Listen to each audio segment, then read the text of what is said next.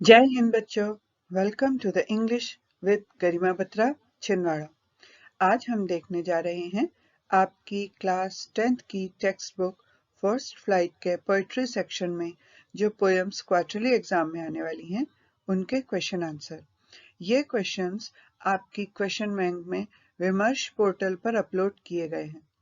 इनके हिंदी अर्थ भी हैं। साथ में मैंने कोशिश की है कि ये जो उत्तर हैं ये छोटे से छोटे हों और आसान हो ताकि आपको याद करने में दिक्कत ना जाए। इस चैनल को सब्सक्राइब करना ना भूलें ताकि आगे आने वाले ग्रामर के और लेसन्स के एक्सप्लेनेशन वाले वीडियोस आपको आसानी से मिल सकें, जो कि आपकी हाफ ईयरली, छिमाही परीक्षा और वार्षिक परीक्षा में भी आपके मददगार होंगे। पहला प्रश्न है, what is a dust of snow? ये प्रश्न लिया है हमने आपकी पोयम डस्ट ऑफ स्नो से। तो डस्ट ऑफ स्नो यानी बर्फ की धूल क्या है? और कवि कहते हैं, the dust of snow means the fine particles और फ्लेक्स ऑफ स्नो। बर्फ की धूल का अर्थ है बर्फ के बारीक कण या गुच्छे।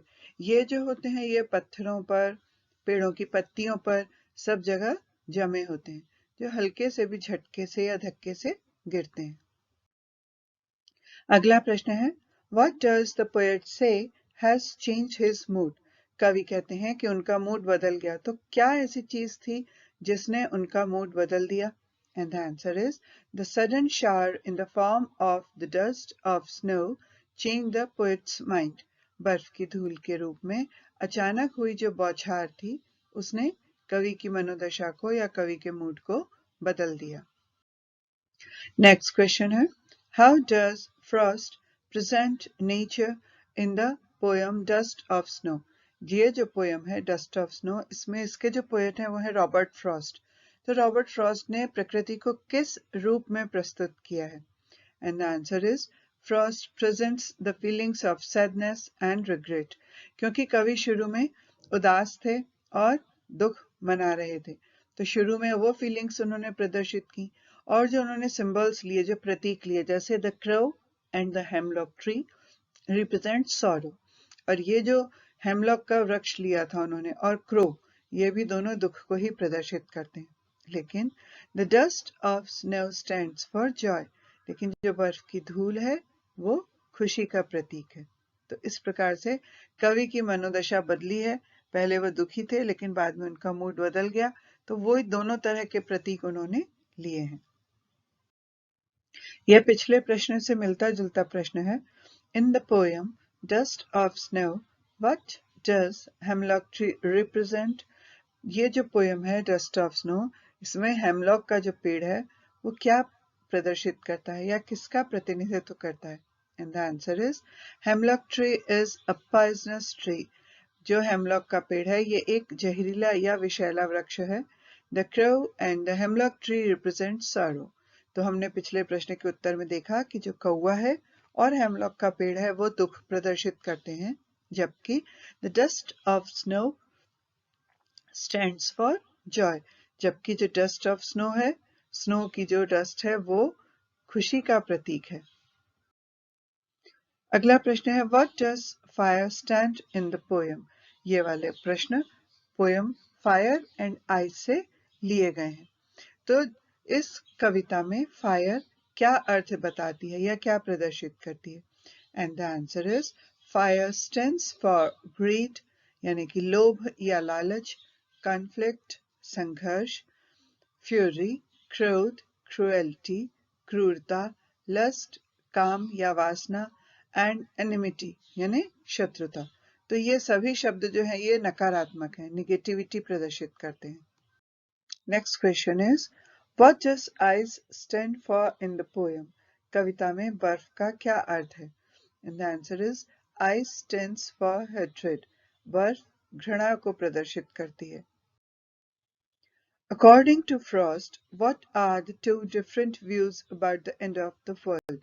Frost के अनुसार दुनिया के अंत के बारे में दो अलग अलग विचार क्या हैं?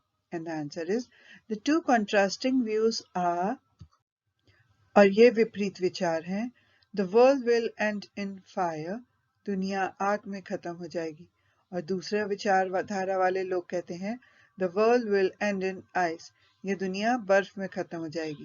मतलब दोनों में ही शत्रुता या नकारात्मकता में ही दुनिया खत्म होने की बात कही गई है।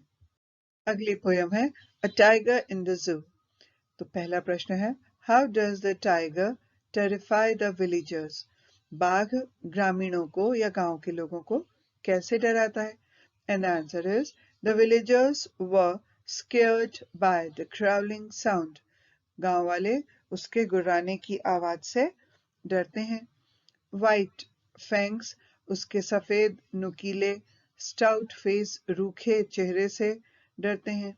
हॉरिफिक क्लॉज, उसके भयानक पंजों से डरते हैं। And sight of wagging its tail of the tiger, और बाघ की पूंछ को जब वह हिलाता है या लहराता है तो उससे भी गांव के लोग डरते हैं। नेक्स्ट क्वेश्चन है what does the tiger stare at in the night, बाघ रात में किस चीज की तरफ लगातार देखता है? स्टेयर यानी होता है लगातार देखना। And the answer is the tiger stairs the brilliant stars shining freely in the sky like his brilliant eyes.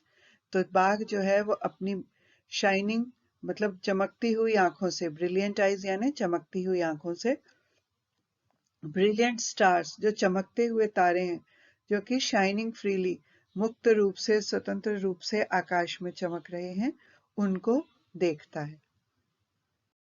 Next question है how does the tiger act in the cage, बाघ पिंजरे में कैसे काम करता है? And the answer is the tiger in the cage is unhappy and depressed, पिंजरे में बंद बाघ दुखी और उदास रहता है। He is confined in the small space, वो एक छोटी सी जगह में कैद है। confined का अर्थ होता है कैद होना या सीमित होना। नेक्स्ट क्वेश्चन है what does the tiger do near the water hole, पानी के छेद के पास बाघ क्या करता है? And the answer is the tiger peeps in the water hole to see how deep it is, peep का अर्थ होता है झांकना, तो बाघ पानी के छेद में से झांक के देखता है कि वो कितना गहरा है। It drinks water from it, और वो इसका पानी पीता भी है। अब अगला प्रश्न जो है वो है poem how to tell wild animals से लिया गया है। पहला प्रश्न है according to the poet of how to tell wild animals, how will you know that's an Asian lion, how to tell wild animals के कवि के अनुसार आप कैसे समझेंगे या कैसे पहचानेंगे कि ये जानवर एशियन लायन है?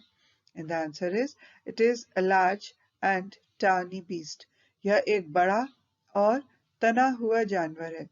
It roars at us while we are dying with fear, जब हम डर से मर रहे होते हैं या हम बहुत ज्यादा डर रहे होते हैं तो ये हम पर दहाड़ता है, इससे हम पहचान सकते हैं कि यह एशियन लायन है। नेक्स्ट क्वेश्चन है according to the poet of how to tell wild animals, how does a leopard behave when he meets a person, how to tell wild animals के कवि के अनुसार तेंदुआ किसी व्यक्ति से मिलने पर कैसा व्यवहार करता है? And the answer is a leopard is an animal belonging to the cat family, तेंदुआ बिल्ली परिवार का एक जानवर है। It has a spotted hide, इसकी जो खाल है वो उस पे स्पॉट्स होते हैं, धब्बे होते हैं, तो धब्बेदार इसकी खाल होती है। It leaps at a person as soon as he sees it, जैसे ही ये किसी इंसान को देखता है तो उसके ऊपर छलांग लगा देता है। And then hunts down and eat, और फिर उसका शिकार करता है और फिर उसे खा जाता है। Who is the noble wild beast according to the poet of How to Tell Wild Animals? How to Tell Wild Animals के कवि के अनुसार सबसे सभ्य और कुलीन जानवर कौन सा है? And the answer is the Bengal tiger is the noble wild beast. Bengal का टाइगर कुलीन जंगली जानवर है। It has black stripes on a yellow background. उसके पीले रंग की खाल के ऊपर काली काली धारियां होती हैं, ये उसकी पहचान होती है। How can you differentiate crocodile from a hyena according to the poet of How to Tell Wild Animals? तो how to tell wild animals के कवि के अनुसार आप लकड़बग्घे को एक मगरमच्छ से कैसे पहचान सकते हो या कैसे अलग कर सकते हो? And the answer is the hyena seems to be laughing, in fact it does not laugh. लकड़बग्घा हंसता हुआ दिखता है लेकिन वास्तव में यह हंसता नहीं है, सिर्फ लगता है. Whereas जबकि a crocodile seems to be shedding tears, जबकि एक मगरमच्छ आंसू बहाता हुआ नजर आता है. Actually it does not cry, वास्तव में ये रोता नहीं है, सिर्फ ऐसा दिखता है. तो हाइना हंसता हुआ दिखता है जबकि मगरमच्छ रोता हुआ दिखता है, और वास्तविकता में ये दोनों ही न तो हंसते हैं न तो रोते हैं. Next question है, according to the poet of How to Tell Wild Animals, what two things does a chameleon not have? जो How to Tell Wild Animals के कवि हैं, उनके अनुसार ऐसी कौन सी दो चीजें हैं जो कि कैमेलियन में नहीं होती? And the answer is a chameleon does not have outer or middle ears like snake. सांप की ही तरह से कैमेलियन के भी बाहरी या अंदर से कान नहीं होते, लेकिन फिर भी वह आवाज को पहचान लेता है. It can see both invisible and ultraviolet light. और इसकी दूसरी विशेषता ये होती है कि अल्ट्रावायलेट प्रकाश की किरणों में और दृश्य किरणों में दोनों में ये देख सकता है.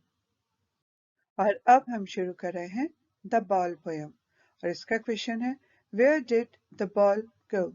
गेंद कहाँ गई? And the answer is the boys ball went into the dark water down the street. लड़के की गेंद गली में नीचे काले पानी में चली गई. In the poem, the ball poem, why does the poet say, I would not intrude on him? The ball poem में कवि ये क्यों कहते हैं कि मैं उस पर आक्रमण या उसको डिस्टर्ब नहीं करूंगा? And the answer is, the boy was very sad and shocked at the loss of his ball.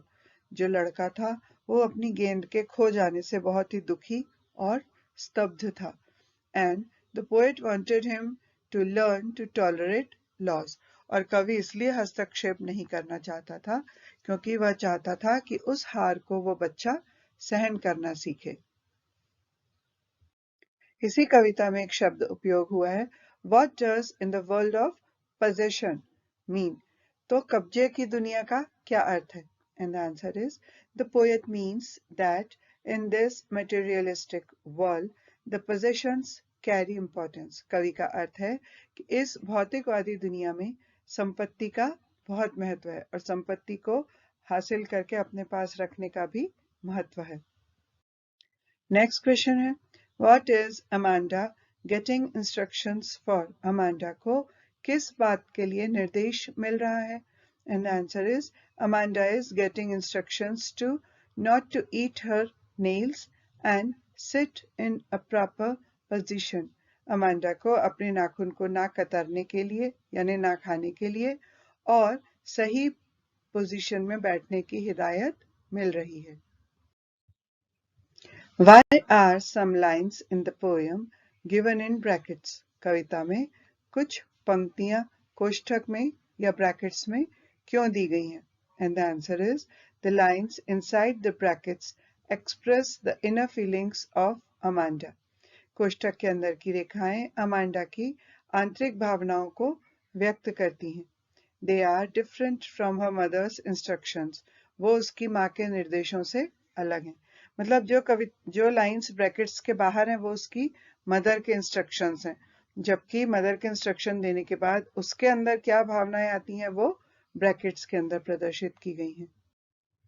Why is Amanda not looking at the speaker while eating chocolates? जब अमांडा चॉकलेट खा रही है उस समय पे वो निर्देश देने वाले स्पीकर की तरफ नहीं देख रही. ऐसा क्यों? And the answer is, Amanda is lost in her thoughts. Amanda अपने विचारों में खोई हुई है and not paying attention to the instructions और निर्देशों पर ध्यान नहीं दे रही है. So she is not looking at the speaker. इसीलिए वो स्पीकर की तरफ नहीं देख रही. नेक्स्ट क्वेश्चन है, why is the speaker worried about acne in the poem? कविता में जो वक्ता है, जो स्पीकर है, जो निर्देश दे रहे हैं अमांडा को, वो मुहासों की चिंता क्यों कर रहे हैं? And the answer is, the speaker is worried about acne because much importance is given to the physical beauty. वक्ता को मुहासों की चिंता इसलिए है क्योंकि शारीरिक सुंदरता को बहुत ज्यादा महत्व दिया जाता है और एक्ने जो है वो सुंदरता को, चेहरे की सुंदरता को कम कर देते हैं। अगला प्रश्न है, how silence is golden and freedom is sweet? मौन स्वर्णिम कैसे होता है और स्वतंत्रता मधुर कैसे होती है? And the answer is, silence is golden and freedom is sweet. मौन सोने की तरह है और स्वतंत्रता बहुत मधुर है। Is an example of two metaphors. ये दो रूपकों का प्रयोग किया गया है। First is silence is compared with gold. जो पहला रूपक है उसमें मौन की तुलना सोने से की जाती है। एज क्योंकि मच स्पीकिंग कॉजेज क्वेरल। बहुत ज्यादा बोलने से कई बार झगड़े होते हैं। और फ्रीडम इज स्वीट, स्वतंत्रता मधुर है। As A free person enjoys everything in life, क्योंकि एक आजाद या स्वतंत्र व्यक्ति अपने जीवन में सब सुख भोगता है। अगला प्रश्न है, Why does Amanda want to be an orphan? Orphan यानी होता है अनाथ। तो अमांडा इस कविता में अनाथ बनना चाहती है, क्यों?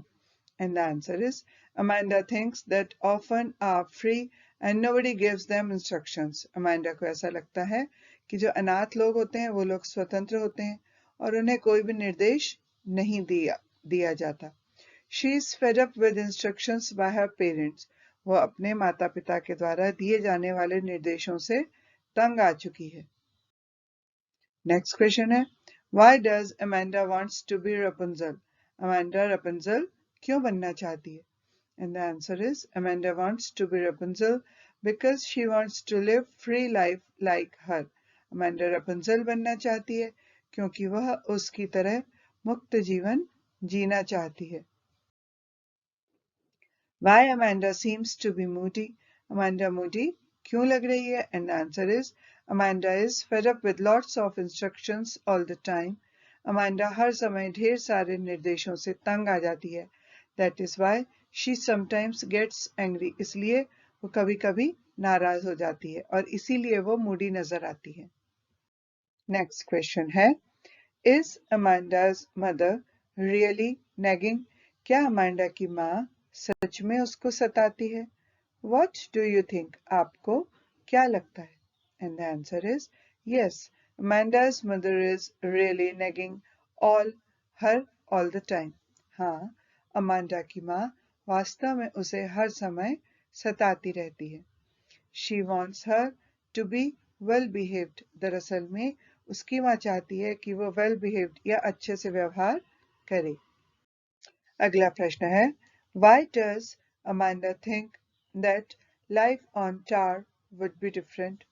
अमांडा ऐसा क्यों सोचती है कि टावर पर जीवन अलग होगा? And the answer is, life in a tower is peaceful and rare for Amanda. Amanda के लिए एक टावर में जीवन शांतिपूर्ण और दुर्लभ है जो आसानी से नहीं मिलता। As she is being constantly nagged at by her mother, क्योंकि उसकी माँ के द्वारा उसे लगातार इंस्ट्रक्शंस देकर परेशान किया जा रहा है। Thank you for watching the video. I hope it would be helpful to you. इस वीडियो को देखने के लिए धन्यवाद। मुझे उम्मीद है कि ये वीडियो आपको परीक्षा की तैयारी में मदद करेगा। आगे भी इस तरह के वीडियोस पाने के लिए आप इस चैनल को सब्सक्राइब जरूर करें।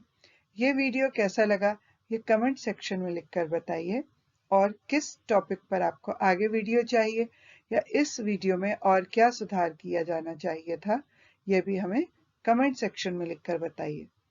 Thank you.